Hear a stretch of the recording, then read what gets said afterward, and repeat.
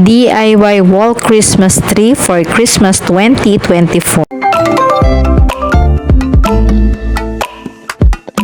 Friendly people, for today's video, gagawa nga pala tayo ng isang DIY Christmas tree. So, eto nga pala yung aking material na gagamitin. So, meron ako ditong, hiningi ko po itong aluminum stand. Tapos, eto yung garland na binili ko.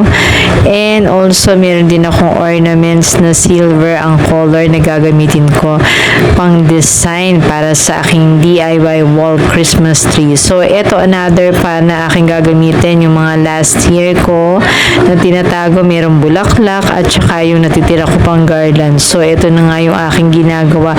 So, gabi ko ito nung ginawa. So, talagang pinagtiyagaan ko at dahil ako ay isang matipid na tao, so, nagtry na lang ako ng DIY na gagawa ng Christmas tree. So, sa wall ko to ilalagay at first time ko to na ginawa.